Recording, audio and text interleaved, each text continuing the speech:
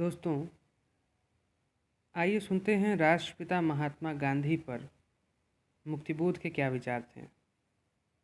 यह जो एक अंश मैं पढ़ रहा हूँ, ये अंश लिया गया है मुक्तिबोध की विवादित किताब, जिसे मध्य प्रदेश में बैन कर दिया गया था, प्रतिबंधित कर दिया गया था, भारत इतिहास और संस्कृति नामक इस किताब का ये अंश, एक चैप्टर जिसका नाम है राष्ट्रपिता महात्मा गांधी, मैं आपके लिए पढ़ रहा हूँ। इससे मुझे और आपको ये जानने समझने का अवसर मिलेगा कि एक महान व्यक्ति, एक महान व्यक्तित्व दूसरे महान व्यक्तित्व के बारे में क्या सोचता है। आइए जानते हैं क्या विचार थे महात्मा गांधी पर गजानन माधव मुक्तिबोध के। लिखते हैं, हजारों वर्षों में एकाध बार जो आदमी नज़र आते हैं उनमें महात्मा गांधी का नाम आता है। क्यों? इसलिए कि उन्होंने राजनीतिक उद्देश्यों की पूर्ति के लिए विशुद्ध नैतिक अस्त्रों का सफलतापूर्वक प्रयोग किया। अहिंसा तथा सत्याग्रह उनके ये दो प्रधान सिद्धांत हैं जिनके प्रयोग द्वारा उन्होंने भारतीय स्वाधीनता स्थापित की। ब्रिटिश साम्राज्य में एक ज़माने में सूरज नहीं डूबा करता था, आज भी सूरज उगता है, लेकिन ब्रिटिश साम्राज्य चुक गया है। इस प्रचंड ब्रिटिश साम्राज्य को, जो सन 47 के पहले दुनिया के सभी हिस्सों में था, महात्मा गांधी ने ऐसी करारी चोट दी कि वह हिल गया। महात्मा गांधी ने अपने इस कार्य द्वारा विश्व इतिहास में एक महान घटना उपस्थित कर दी। आज अमेरिका और अफ्रीका की निगरों तथा अन्य पराधीन जातियां गांधी जी के नैतिक अस्त्रों का प्रयोग करती हैं। महात्मा गांधी के अहिंसा तथा सत्याग्रह के सिद्धांत इतने सफल क्यों हुए? महात्मा गांधी न केवल अपने नैतिक सिद्धांतों में विश्वास करते थे, जनता की आध्यात्मिक और नैतिक शक्ति में उनकी निष्ठा थी। उन्हें मालूम था कि जनता त्याग और बलिदान के उच्च आदर्शों का निर्वाह करते हुए एक न एक दिन भारत को स्वाधीन कराएगी ही। इसलिए उन्होंने निष्ठापूर्वक अपने को जनता का बना लिया। वे उसके अपने हो गए। वे झोपड़ियों में रहते, नंगे पैर चलते, एक धोती भर पहनते। जिस तरह भारत का दरिद्र नारायण रहता है, उसी प्रकार उन्होंने अपने को ढाल लिया। हाँ, ढाल लिया। मोहनदास करमचंद गांधी के पिताश्री राजकोट रियासत के दीवान थे। उनके यहाँ सब कुछ था, धन, दौलत, पैसा, इज्जत और ताकत। गांधी जी ने सबको ठुकरा दिया, अपनी आदतों को सुधारा, अपने आप पर काबू किया, स्वयं को वशीभूत कर लिया। वे हृदय के शुद्धि के लिए अनशन करते, उपवास करते। क्यों करते? इसलिए कि जब मन सुखेच्छाओं के वशीभूत रहता है तो कर्तव्य कार्य करने के कठोर मार्ग पर नहीं चल सकता। इसलिए मन को वश में रखना आवश्यक है। उसको मजबूत बनाने के लिए यह जरूरी है कि वह अपने सुख या दुख को न देखकर दूसरों के दुख को देखे। वैष्णव जन तो तेणे कहिए, जे पीर पराई जाने दे। इस पराई पीर के पीछे उन्होंने अपना सब कुछ त्याग दिया, इसलिए वे महात्मा थे। उनके झोपड़ी में हिंदू, मुसलमान, सिख, ईसाई सभी धर्मों के भजन और गीत, स्रोत और आयतें गूंजती रहती थीं। सन 1928 में महात्मा गांधी ने कहा था, मैं इन निर्णयों पर आया हूँ। पहली, सब धर्म सत्य हैं। दूसरी, सब धर्मों में कोई न कोई गलती है। तीसरी, जैसा मुझे मेरा हिंदू धर्म प्यारा है, वैसे ही मुझे सब धर्म प्यारे हैं। जिस समय महात्मा गांधी राजनीति में अवतीर्ण हुए, उन दिनों देश की दशा क्या थी?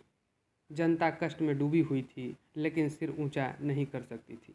शिक्षित मध्यवर्ग को मालूम नहीं था कि वह किधर जाए। प्राचीन की ओर जाने में उसकी आंखों में सामाजिक जीवन लक्ष्य लुप्त हो जाता है। जो कुछ नवीन था वह पश्चिम से मिला था। उसकी उस पर अटूट श्रद्धा थी, बल्कि उसकी उस पर अटूट श्रद्धा न थी। सर्वोच्च रईस जमींदार वर्ग अंग्रेज़ों के आंचल में दुबक गया था।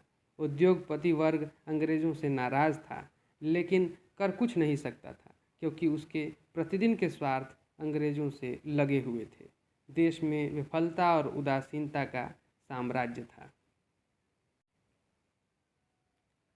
उस समय राजनीति दो ढंग की थी, या तो कांग्रेस अधिवेशनों में प्रस्ताव पास करते रहिए और देश में भाषण देते जाइए, या आतंकवादी विस्फोट करते रहिए।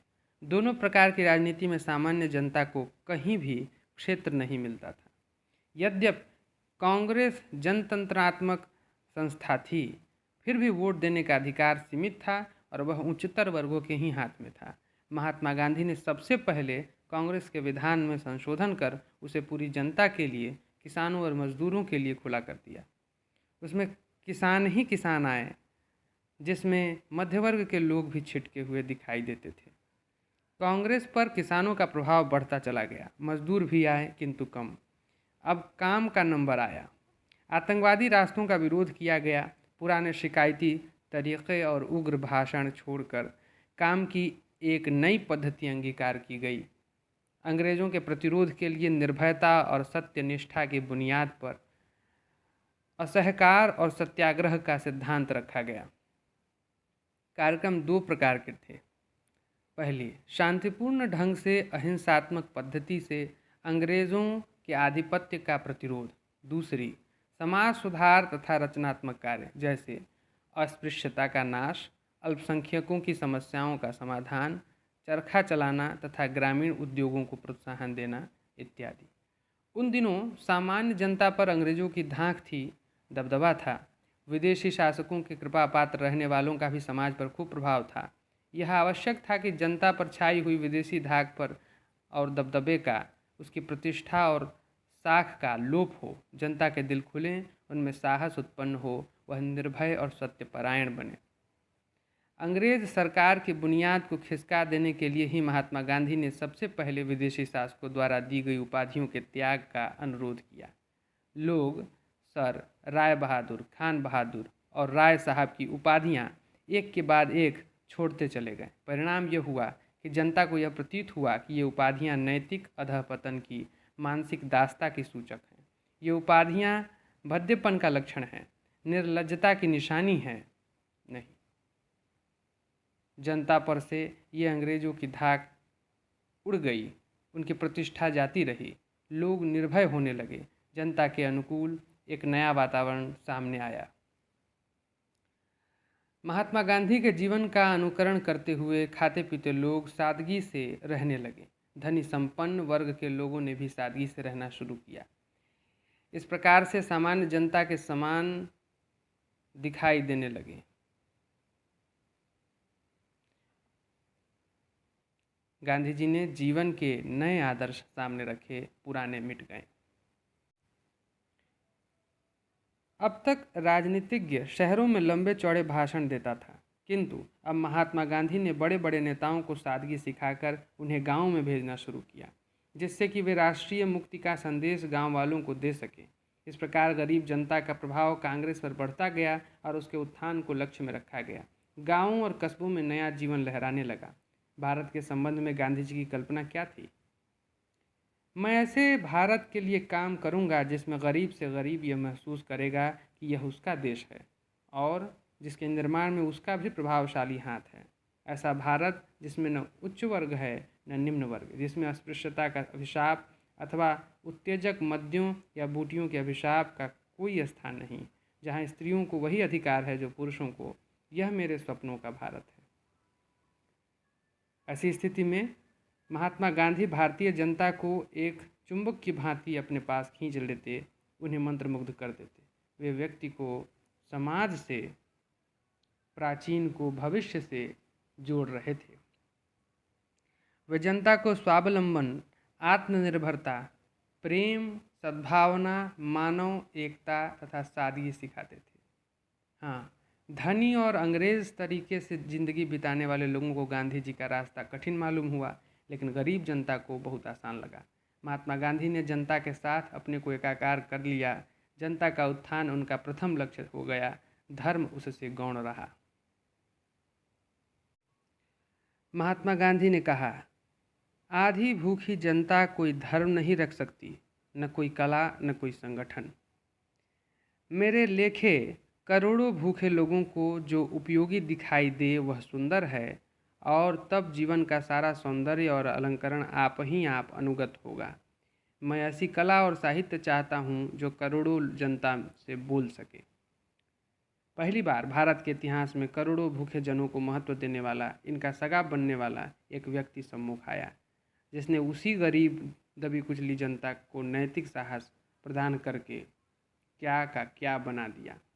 उस नैतिकतापूर्ण जनशक्ति के आघात से ब्रिटिश साम्राज्य चूर चूर हो गया।